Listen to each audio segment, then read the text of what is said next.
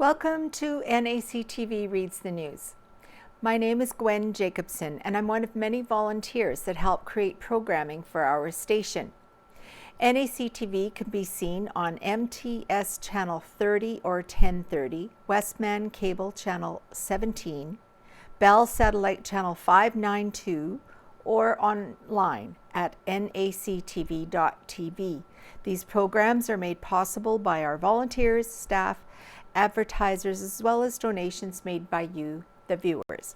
If you are enjoying your NACTV experience, please consider supporting us by either donation or volunteering. You can contact our office at 204-476-2639 or at nactv@wcgwave.ca.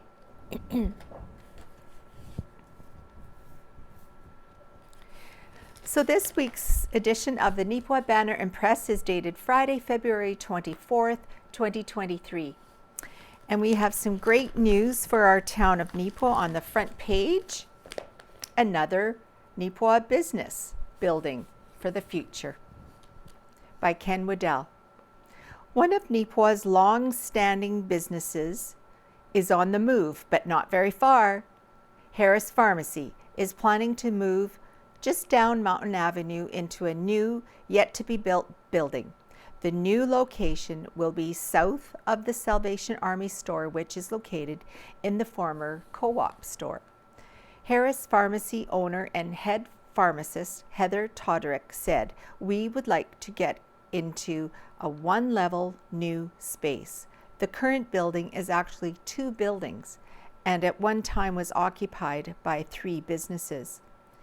The south portion was a Stedman store. The central part has been Harris Pharmacy for decades, and the north part was Wally's Jewelers in years gone by. Plans are being drawn up for the new facility, and construction will hopefully be started by springtime. Once the pharmacy moves, the current building will be put up for sale." Harris Pharmacy is now the third notable locally owned and operated business to move ahead with the construction of a new home within the last year. Home Hardware and Whitey's Fitness Body Shop are the others that are progressing on new venues within the community. And here we see where Harris Drugstore is right now. And this is the empty lot, which was the former home of Neepawa Home Hardware on Mountain Avenue. So that is going to be the new location for Harris Pharmacy. That's a perfect spot for them. Oh yes, stars dance and dazzle in Neepawa. The Beautiful Plains Community Foundation's Dancing with the Stars got underway on Saturday, February 18th, hosted in the Yellowhead Hall in Neepawa. The event saw an incredible response with all tickets being sold. Here we have a picture of one of the pairs of dancers taking to the floor and entertaining all who were in attendance. And above is pictured all of the individuals who stepped out onto the dance floor for a fun-filled evening with a good cause. Winners were Trish Finney and Chase Critchlow. Also, a festival was held outside.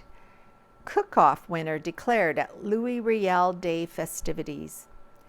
Part of the Louis Riel Day activities on February 20th was a chili cook-off. 3 contestants made chili, which all in attendance were welcome to taste. Pictured above is Councillor Yvonne Sisley dishing out chili for one of the attendees. And here we have a picture of Blair and Arwen Chapman accepting a check on behalf of the Margaret Lawrence Home. The check was a donation for the organization. The MLH, that's the Margaret Lawrence Home, was also declared winner of the chili cook-off, with Arts Forward and Touchwood following after them. I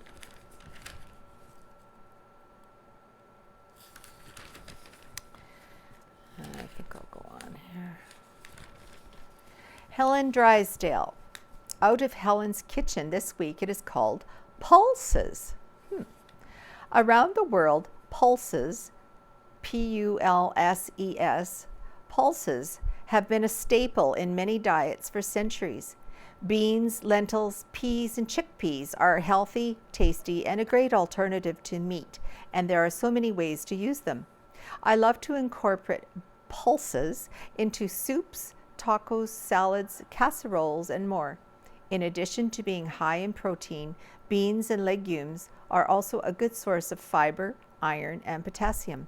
They have a number of health benefits, including containing prebiotics, which the good bacteria in the gut feed on, and they are rich in polyphenols, which are a type of antioxidant. So with all the good things pulses contain, here are several recipes to help make them a healthful addition to your diet. Move over meat. These burritos stuffed with rice, black beans, and veggies are hearty as can be and whip up in a jiffy. So Helen has two recipes. One's called black bean and rice burritos, and the other is Moroccan red lentil soup. Your Listening Ear by Delcy Martin. This week her article is entitled A Spark of Joy.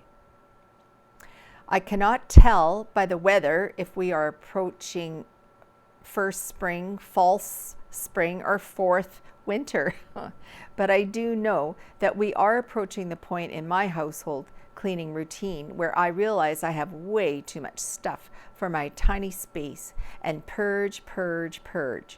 You know the feeling of a good purge of your house. It's cleansing, comforting, and makes you feel like you have more mental space as well as physical space. This good feeling of getting rid of clutter is no joke, and studies show that living in a physically cluttered environment can contribute to feelings of anxiety and overwhelm. When I think of my favorite way to declutter, my mind goes to Marie Kondo's books, The Life-Changing Magic of Tidying Up, and sequel, Spark Joy.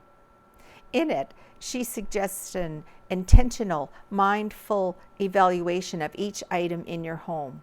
You are invited to mindfully hold said object, connect with it fully, assess if you feel any joy from this item, and if you don't feel joy from this item, it should be discarded.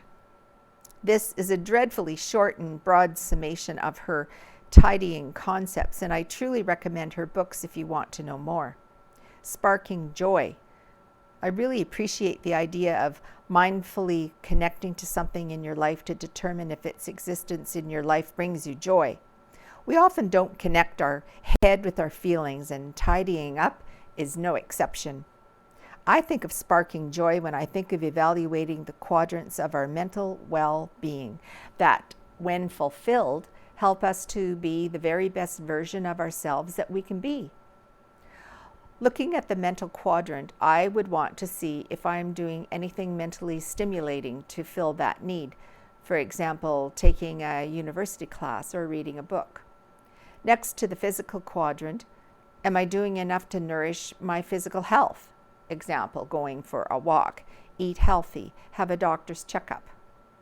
The emotional quadrant follows with the question of how I am meeting my emotional needs. For example, seeing a therapist, journaling, talking to a trusted friend. And finally, the question of what I need to do to meet my spiritual needs. Example, going to church, walking mindfully in nature, quiet reflection. When I look at things to add or do more of in each quadrant, I want to be mindful of choosing activities that spark joy within me. If I have something going on in my life that isn't sparking joy and isn't essential, maybe I could look at negotiating a different relationship with that activity.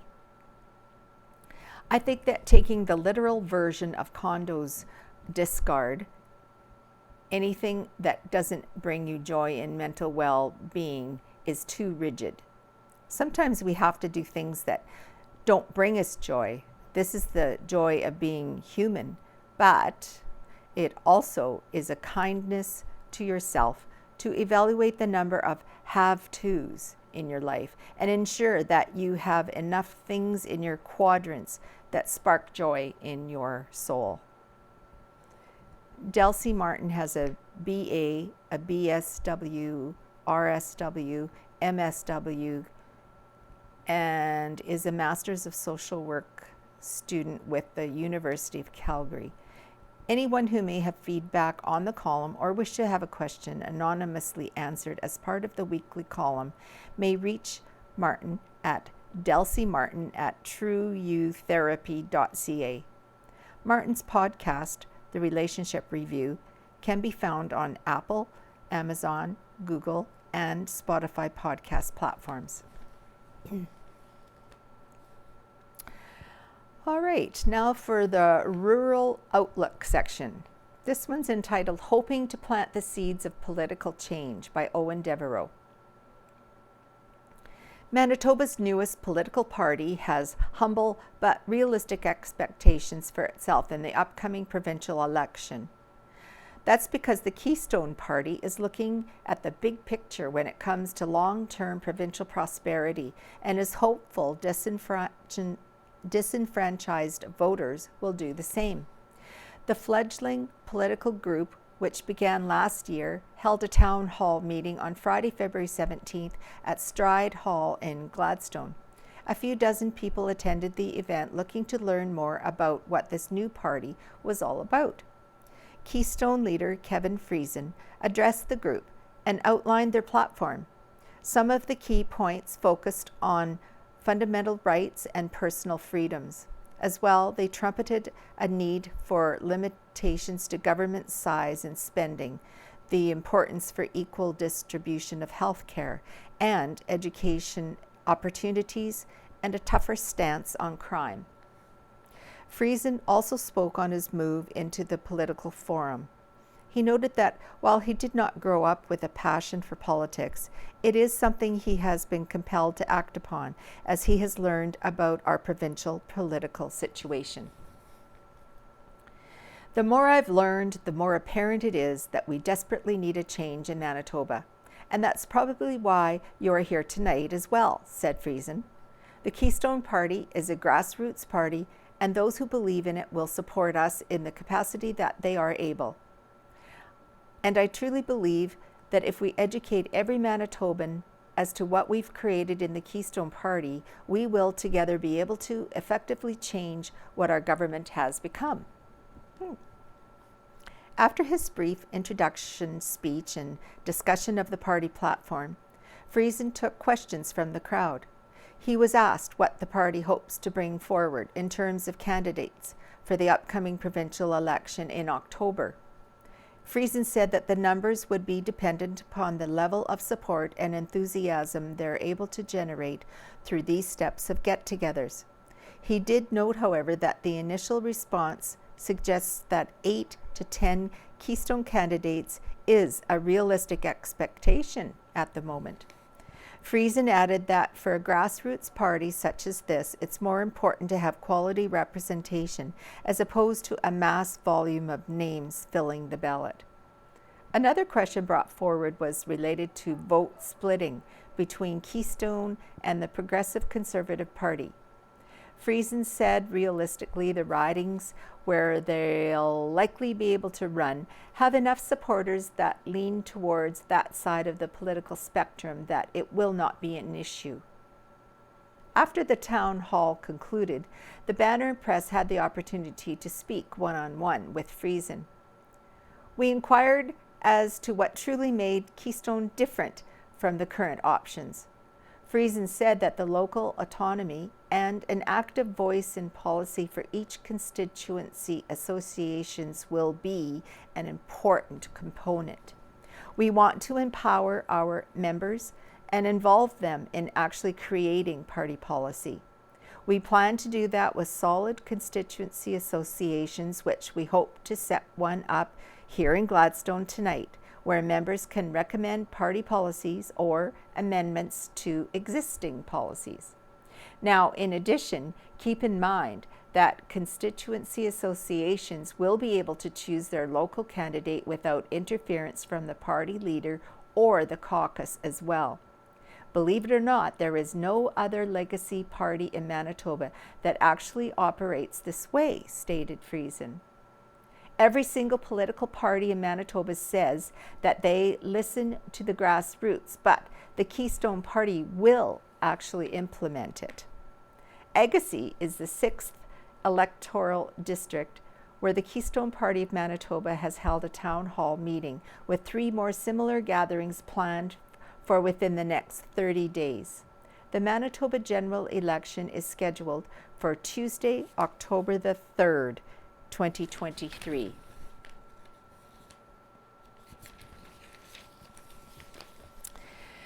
All right, this article is about the Neepawa and District Chamber Fair. The title is "The Earlier People Sign Up to Volunteer, the Better" by Casper Warehan.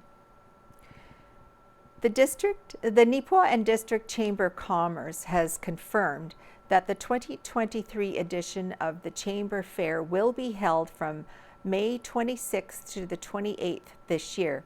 However, they are currently seeking volunteers to help keep things rolling. Ellie Potrebka, Board and Fair Committee member, told the Banner and Press that as of February 15th, there are currently 7 committee member volunteers. To run the Chamber Fair, a total of 40 are needed to help at the various events, as well as with setup and cleanup.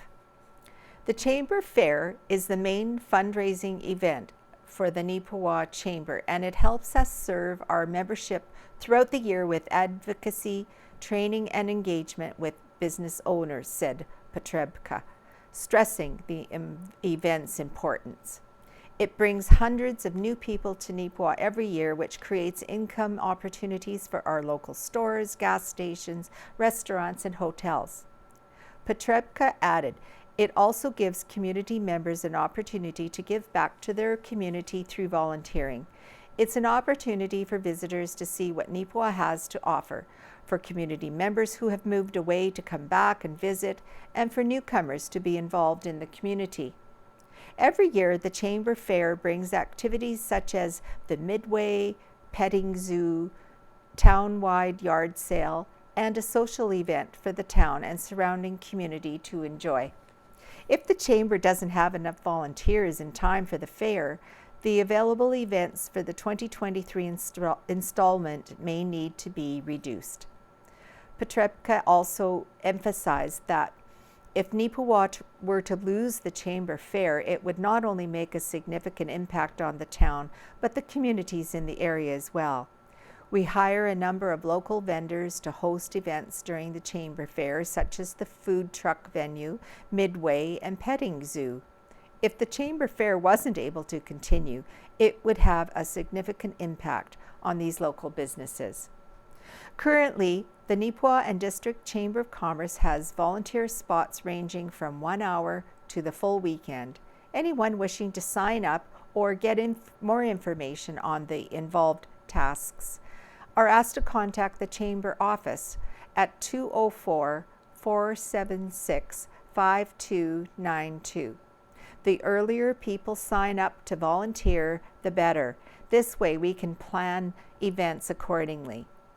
Any nonprofit groups interested in having a tent at the fair or Chamber members looking for new sponsorship opportunities are also welcomed to get in touch with the Chamber office.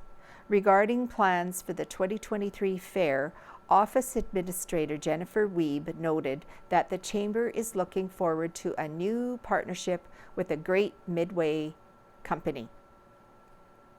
We will be having new rides and events this year, and we hope to have an ATM on site, said Wiebe. Some of your family favorites, as well as many new things, will be at this year's fair. Wiebe added, we will be welcoming back the Clubbing Fraggles to rock out at the social. Watch for our 50-50 draw to come out and details about all the other events that weekend on our social media platforms and Chamber chat newsletter to members.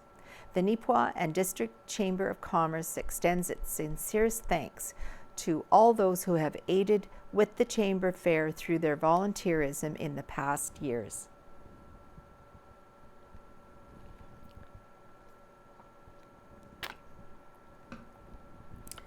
Now, a section in this week is called The Farmer's Advocate. Here's a picture entitled Awaiting Spring in a Blanket of Snow. This white barn was photographed on February 12th, 2022 by George Dinsdale, just south of Brandon. Wrapped in snow then, as we are now, bracing for spring weather to come and relieve the cold. For a chance to have your agricultural photos appear in the Farmer's Advocate, please send them and all related details, example, name of the photographer and the location, date the photo was taken. Send it to news@neepawabanner.com or newsroom@neepawapress.com. How rising food demand is affecting farmers, submitted by Metro Creative Connection. The population is growing, and so is its demand for food to fuel those extra bodies. Harvard Business Review reports the global population has quadrupled over the last century. It's predicted that by 2050, the population will exceed 9 billion people.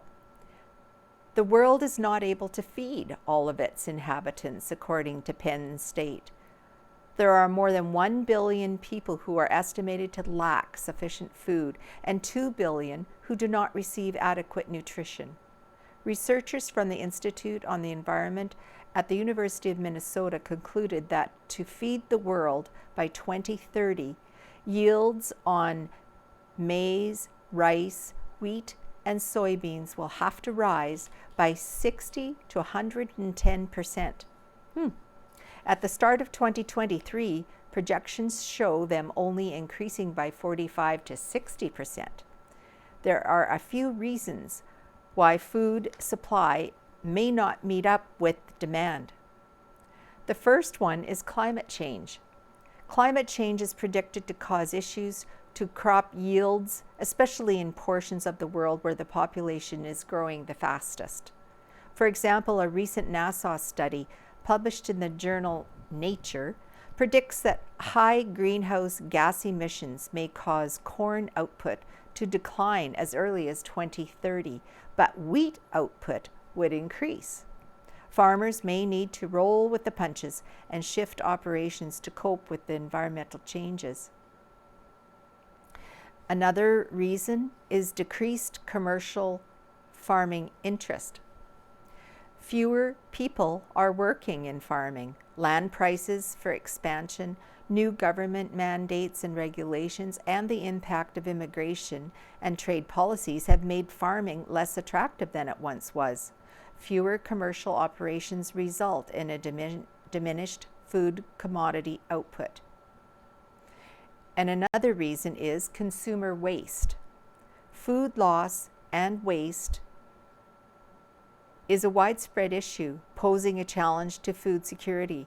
The World Bank estimates 30% of all food across the globe is wasted, amounting to 1.3 billion tons of food per year. The average global household wastes 74 kilograms of food each year, according to the United Nations Environment Programme's 2021 Food Waste Index. Food waste is an issue that needs a solution as the world looks for ways to feed an expanding population in the decades to come. In order to improve output, farmers have to make some changes. These can include investment in tools and technologies that enable farmers to apply nutrients more precisely and at a lower cost, advises the Environmental Defense Fund. Seeds that need less water and fewer nutrients, as well as new fertilizers that are less likely to be lost to air and water, are some additional ideas. Farmers also may want to employ green practices such as hydroponics and drip irrigation, if they haven't already, to improve efficiency and cut costs. The public also may need to petition their lawmakers to make it easier for farm workers arriving on working visas to man the fields. Food demand continues to rise, and it has become challenging for agricultural operations to keep up. Interesting.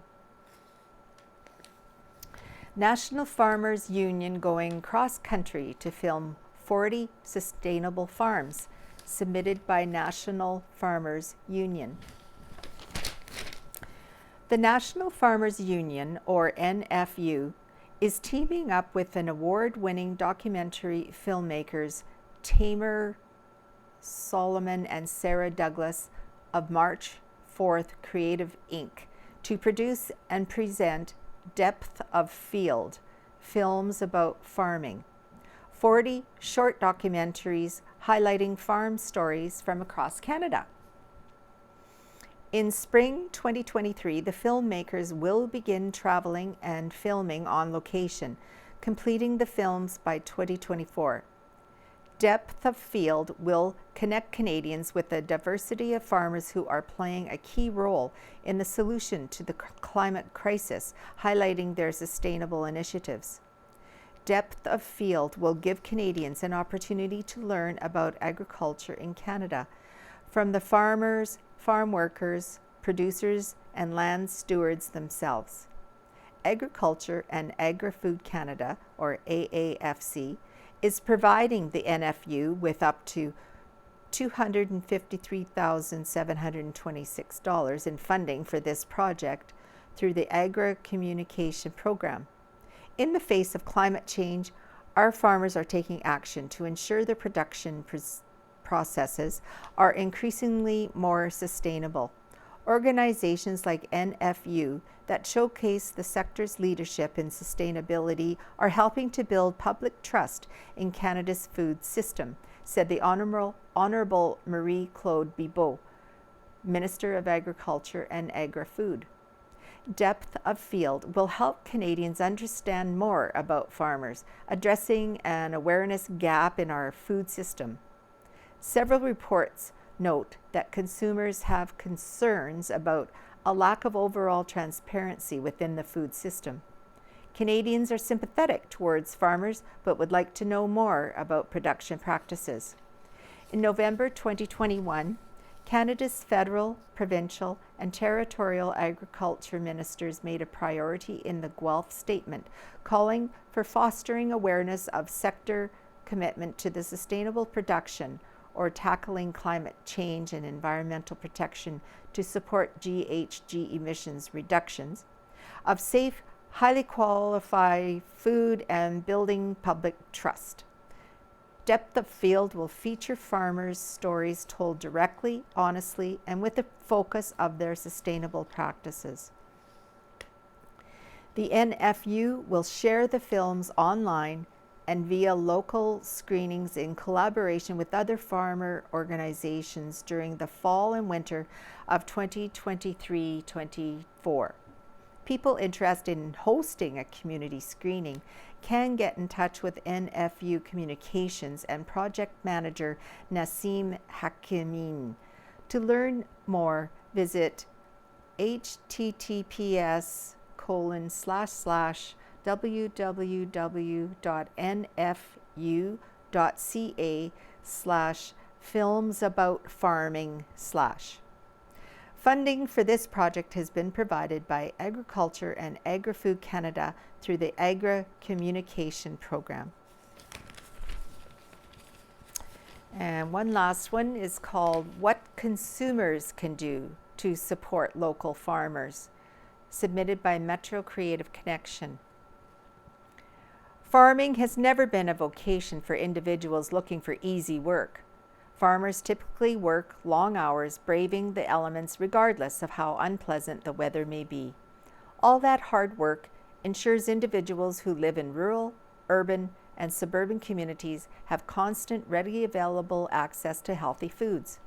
Such devotion merits support, and thankfully there are many things consumers can do to show their appreciation for local farmers. 1. Buy fresh foods at your local farmers market. Farmers markets are many foodies' favorite places, but they aren't exclusive to individuals with the passion for food. Everyone needs to eat, so why not eat foods grown locally, which are generally more fresh and appetizing than imported fruits and vegetables sold at chain grocery stores? Even individuals who don't typically eat fresh fruit and vegetables can find something delectable at a local farmer's market, where anything from homemade tomato sauces to locally raised fresh beef and pork might be on sale. 2. Order directly from local farms. Some farmers have embraced the e-commerce revolution and begun selling the foods they grow to consumers via their own websites. Research local farms and determine if it's possible to buy directly from them. Farms may offer delivery or pickup, and consumers can enjoy fresh foods even more knowing that they helped farmers earn higher profits by buying directly from them. 3. Check labels before buying in local grocery stores. Packaging labels will indicate where fruits and vegetables came from. When possible, choose items produced by local farmers. This may include fruits, vegetables, meat, pork, or even desserts like pies.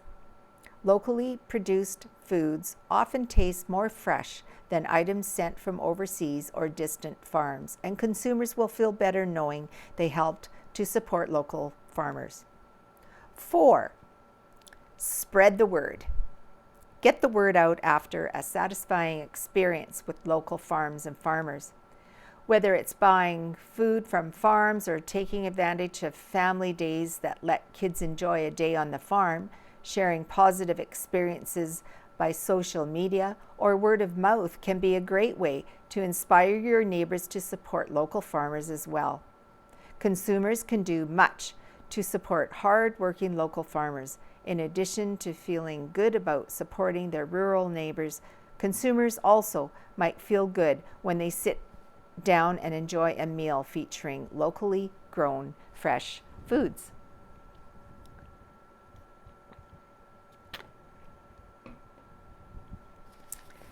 All right, now we're on to the sports section. Now, in the Manitoba Junior Hockey League, it says the Neepawa Titans won a game over Winnipeg by Owen Devereaux. The Neepawa Titans collected 4 very important points over the weekend with a pair of victories over the Winnipeg Blues. The first was an impressive 7-2 decision on Friday, February 17th. Neepawa followed that up a few nights later with a 5-2 win over those same Blues. The wins were the Titans' 19th and 20th of the MJHL regular season, but more importantly kept them on pace with the teams they're chasing in the standings for the playoffs. Neepawa is currently 8 points out of the 4th and final playoff placement, but just 10 points away from second place in the highly competitive Western Division. Briley Wood, who had 6 points for Neepawa, 3 goals, 3 assists over the course of those 2 games, told the Banner and Press everyone in the dressing room understands exactly how important every single game is right now. We're feeling good right now, and we feel as though we're getting dialed in. Everybody in the room knows what's at stake, and as a team, we're not taking any of this for granted. If we want to make the playoffs, we have to be treating every game from here on out as a win or go home type situation, noted Wood. Goaltender Gavin Renwick earned both wins for Neepawa on the weekend with 27 and 28 save efforts, respectively. Some of those saves included late game heroics with the glove stealing a goal or 2 from the Blues. After the second game, Renwick said it wasn't just him out there, as the team in front of him did an amazing job minimizing the opportunities for Winnipeg. He said he could have been a lot more busy if not for the Titans' commitment to playing smart defense. I was able to keep an eye out there on the shots, and the boys were also putting in the effort in our own zone. It's feeling like we're finding our stride out there right now. With 8 games remaining for Neepawa on the regular season schedule, they're hoping to keep the momentum going this weekend against the Portage Terriers. The Titans will play in Portage on February 24th and then return to the Yellowhead Centre on February 25th to face the Terriers once again. Start time for Saturday is set for 7:30 p.m.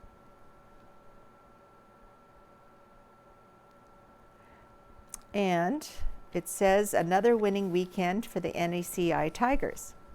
The Neepawa Tigers played a pair of games, that's the high school, over the weekend, winning both in dominant fashion. The first was a 12-4 win at home on February 18th against the RGG Raiders. The next was an 8-1 win in Brandon versus the Crocus Plainsmen. With these results, the Tigers improved their record to 25-4 on the season. Oh, that's really great. All right. And still with sports, the Farmers tame Wild in best-of-3 playoff series by Owen Devereaux. The Neepawa Farmers have advanced to the next round of the Tiger Hills Hockey League playoffs with a 2-1 series win over the McGregor Wild. Neepawa opened up this best-of-3 series on Thursday, February 16th with a 4-1 win at home inside the Yellowhead Centre. Jesse Jones started the scoring for the Farmers just before the end of the first period as he took advantage of a puck-handling miscue by McGregor to make it 1-0. Then early in the second period, Brad Marshall knocked a shot past Wild goaltender Rhett Boschman to give Neepawa the 2-0 lead. A little later on in the period, Braden Nickel would slip up into the back of the net for McGregor, but the Farmers would reply just over 2 minutes later. It would be Dylan Birch who reestablished the 2-goal cushion for the home side near the midway point of the second to make it 3-1 score.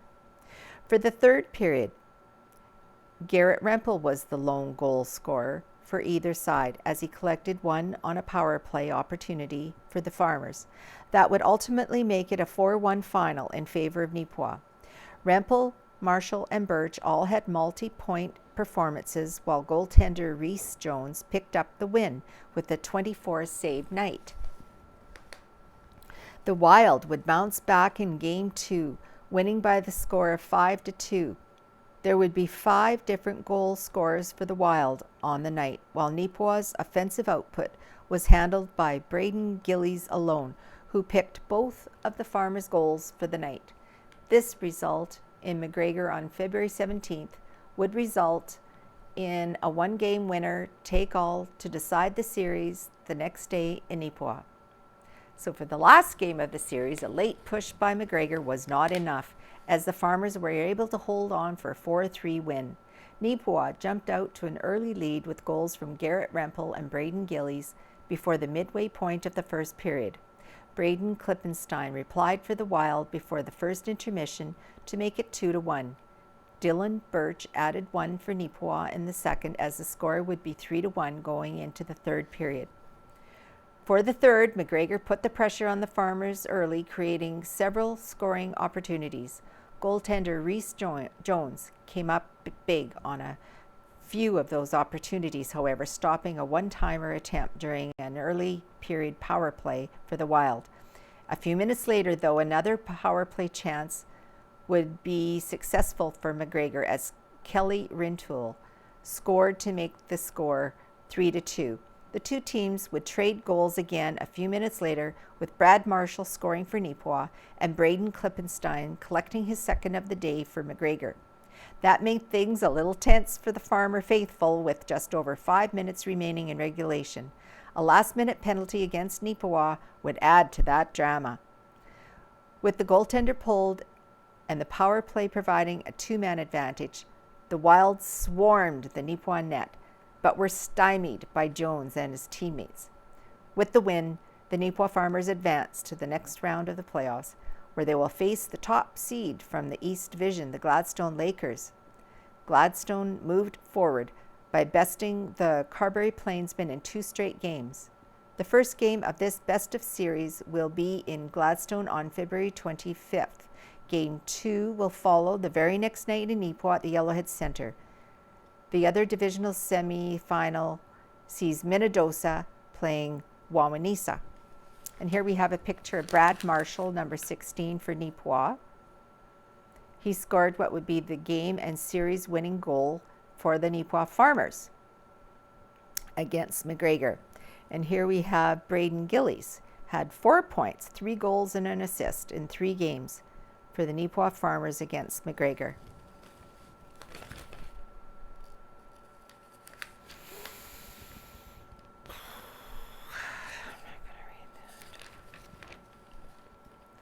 Monitoring for invasive species increased at Clear Lake by Casper Wareham. As of February 20th, staff at Riding Mountain National Park have begun increased monitoring and testing for invasive aquatic species in Clear Lake. Park staff are working alongside Fisheries and Oceans Canada, Ontario and Prairie Region, and the province of Manitoba for this additional monitoring and testing. This announcement was made by Parks Canada via media release on February 16th, which noted that these measures were necessary after a positive test result for environmental DNA for zebra mussels was returned on January 23rd. Parks Canada stressed that zebra mussels have not been found in Riding Mountain National Park, and all 3 subsequent test results have been negative. When DNA shows up in the environment, it could be due to multiple factors. It is possible that DNA came to Clear Lake on a boat, water toy, or other source without the transfer of any living mussels. Parks Canada added that eDNA does not pose a threat to the lake or the ecosystem, but can be an early warning flag, and Parks Canada is taking precautions accordingly. In the coming weeks, visitors may see park staff conducting scientific monitoring on the ice of Clear Lake. A temporary laboratory building on the shore at Boat Cove will also be present during the testing and monitoring period. All visitors are asked to stay well away from any research activity or dive sites. Parks Canada greatly appreciates the cooperation of all lake users at this time, stating cooperation and compliance are invaluable to our invasive species program. And just a note about sports again, the Neepawa Titans Junior A hockey team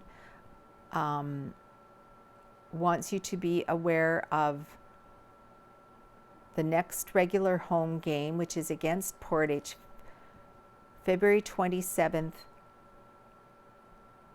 at 7:30. Then Steinbach is here March 5th at 6:30, and Selkirk is here March 17th at 7:30. Also, just a note that there is going to be a Neepawa area 15th annual sports dinner held at the Yellowhead Hall on March the 3rd, 2026. Cocktails start at 6 o'clock and dinner is at 7 o'clock. Tickets are $100 per person with rush seating.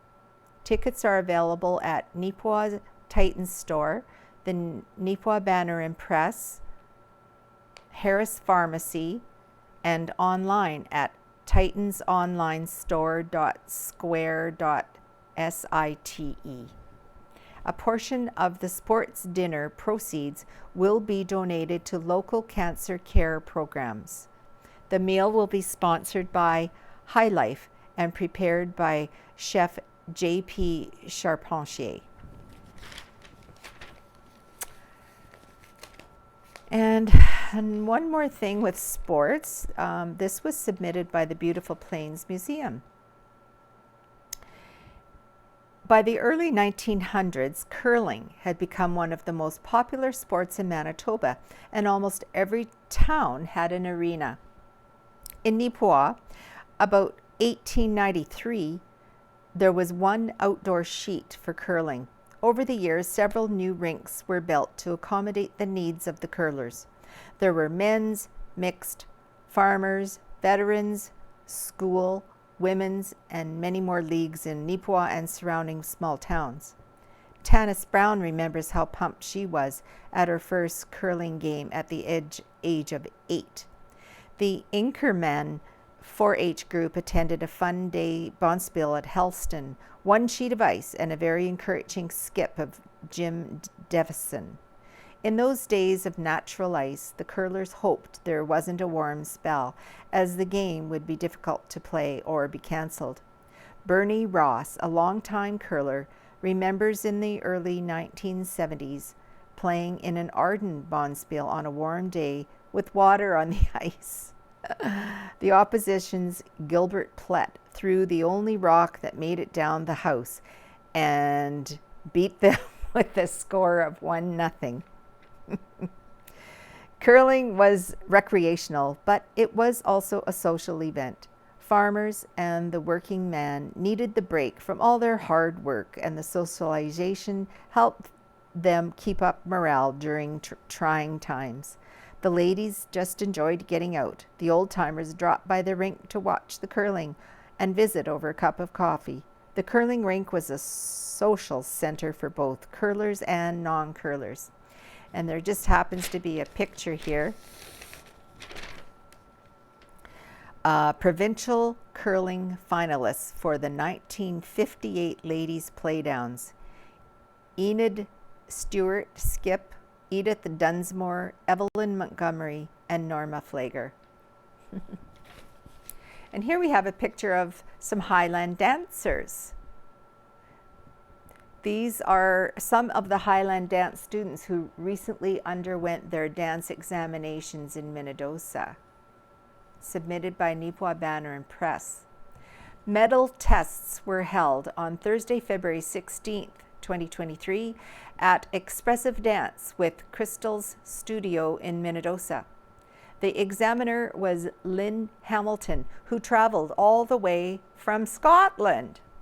She is an examiner with the Scottish Dance Teachers Alliance. 25 of Crystal Scott's Highland dancers completed a total of 74 exams. 7 dancers from Brandon School of Dance / Dance Image Studio, where Crystal teaches, and 18 dancers from Crystal's Minnedosa studio. Some exams include 4 dances as well as demonstrating technique. Many dancers completed 1 to 7 exams each. There were Highland dance exams, Scottish nationals, Irish jig, sailor's hornpipe, choreographies, and the Queen's Platinum Jubilee Award. The marking system is as follows. Dance stars up to preliminary receive a pass, pre-bronze up to award 6 receive pass, pass plus, commended, commended plus, and highly commended.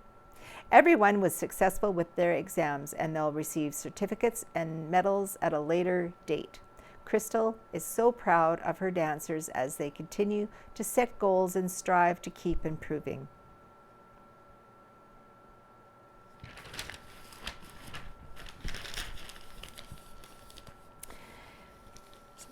Speaking of Minnedosa, this is what their lake looked like recently. Having an ice time in Minnedosa. It was a winter wonderland of fun and festivities over the long weekend as Skate the Lake made its way to Minnedosa Lake. Several pond hockey rinks, as well as curling sheets, were set up on the frozen lake, and many people took advantage of the setup. And this is an article about curling, curlers from Gladstone.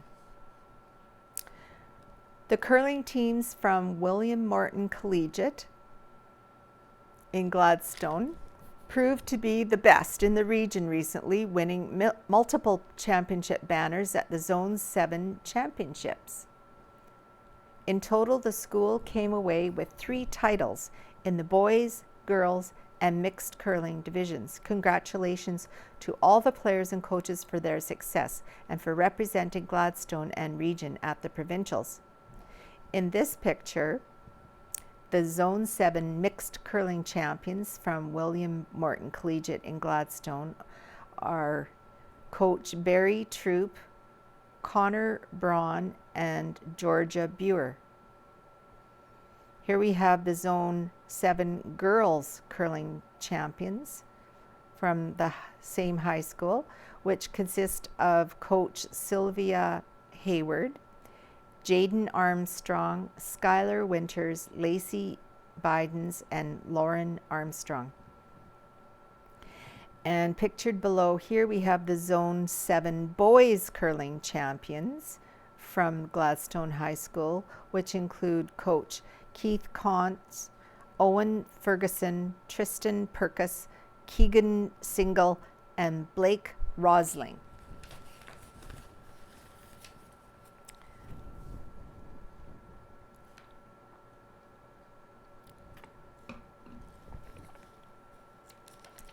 All right, I'm just going to go back to this page. Here we have a media release from the Canadian Agricultural Safety Association.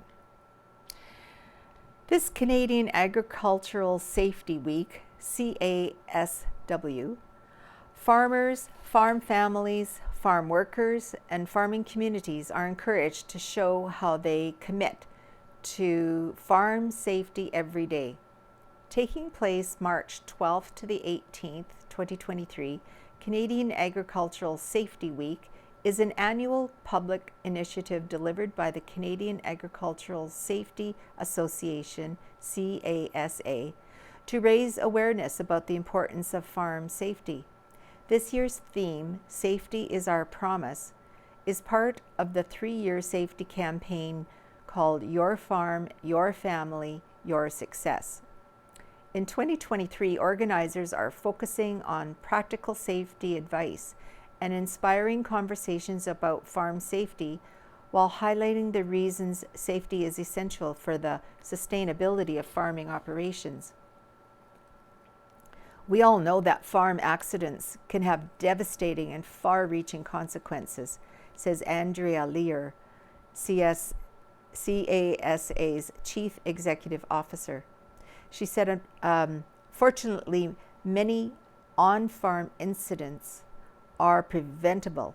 That's why we want to ensure Canadian producers have the resources they need to keep their farms and ranches safe for everyone to live, work, and visit. CASA is once again looking forward to hosting conversations with individuals and organizations across the country as we work together towards a safer agricultural sector. For more than a decade, CASA has been raising awareness about the importance of safety on Canadian farms through CASW, which takes place every year during the 3rd week of March. In 2023, CASW is presented in partnership with key partners, Farm Credit Canada and Decisive Farming by TELUS Agriculture. Other sponsors include the CN, Canadian Canola Growers Association, Syngenta Canada, and Fertilizer Canada.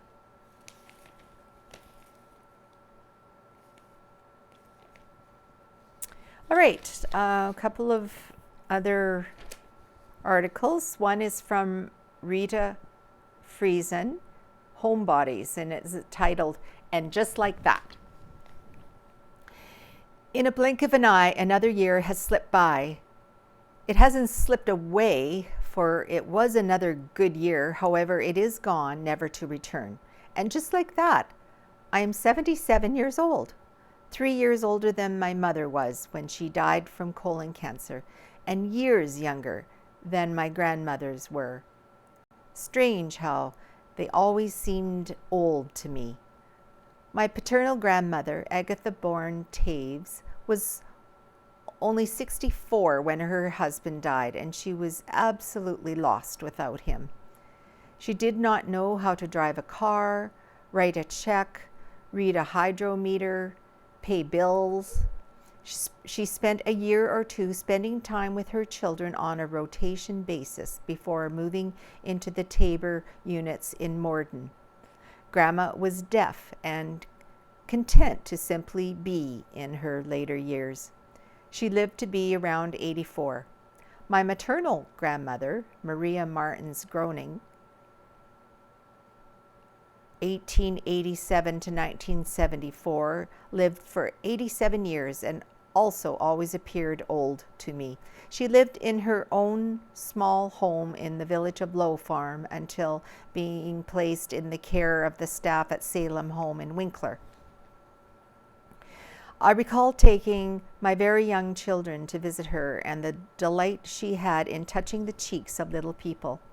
A widow for 10 years, she appreciated the presence and help from her children and grandchildren.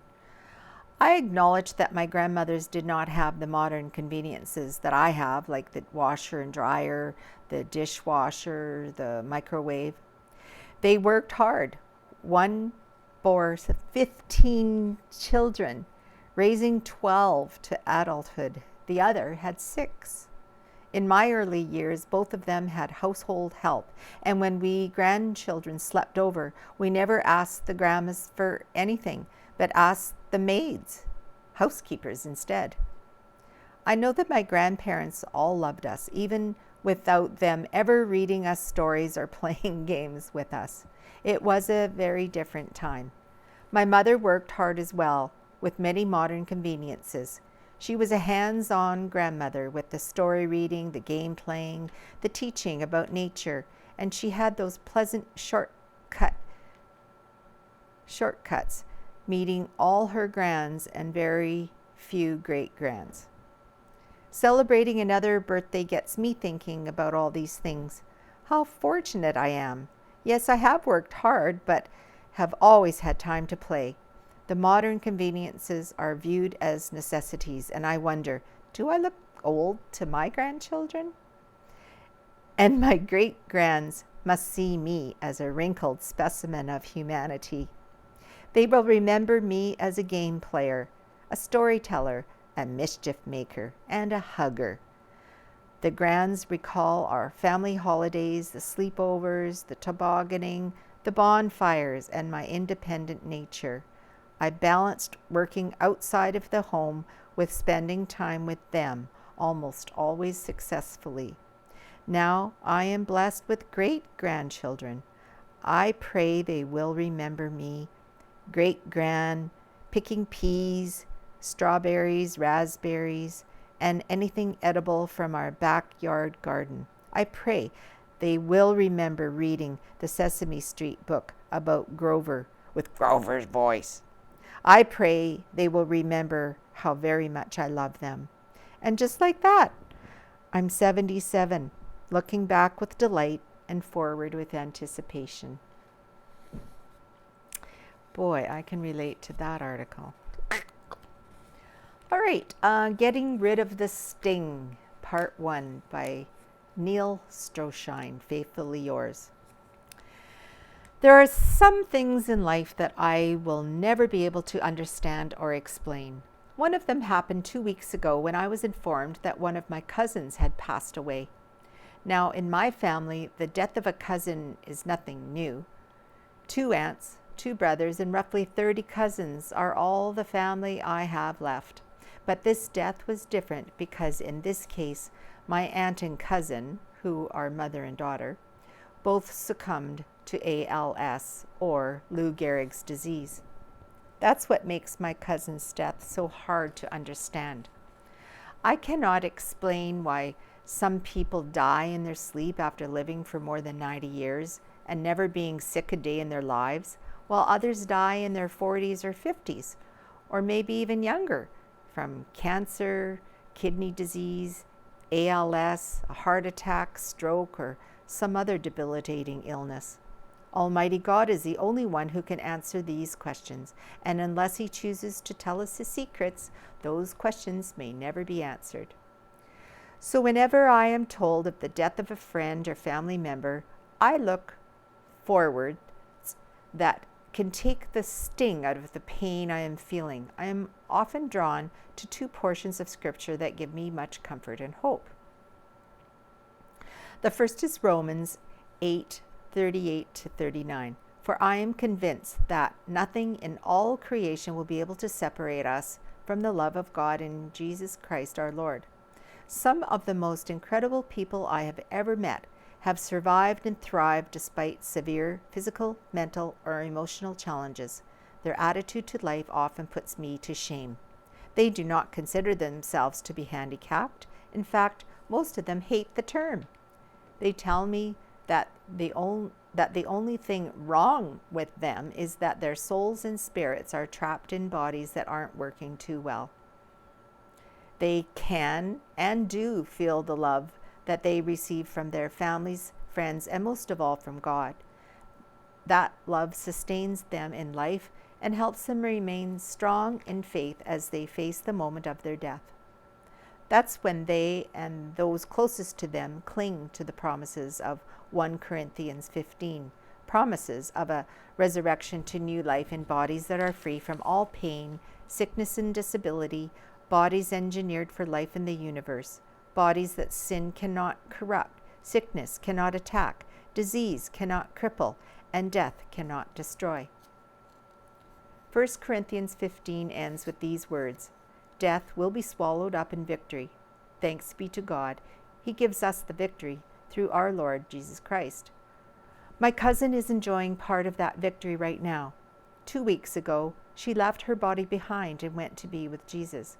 He gave her a form that enabled her diseased parents, family, and friends to recognize her and welcome her home.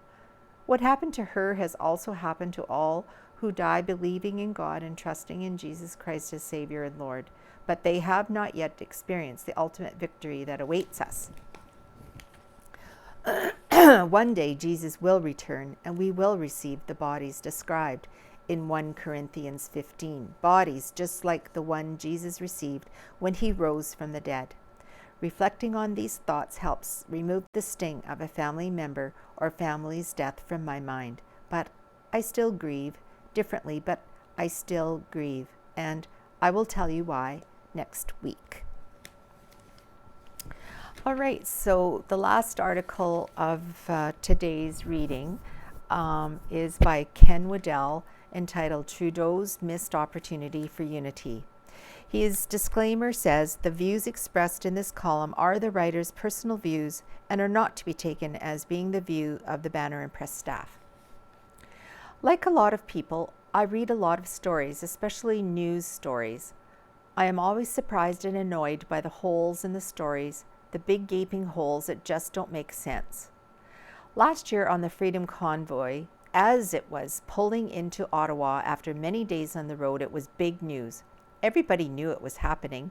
Nobody was caught off guard or shocked. Well, except our Prime Minister and the Ottawa Police Service. Prime Minister Justin Trudeau should have known what a large majority of the convoy participants stood for.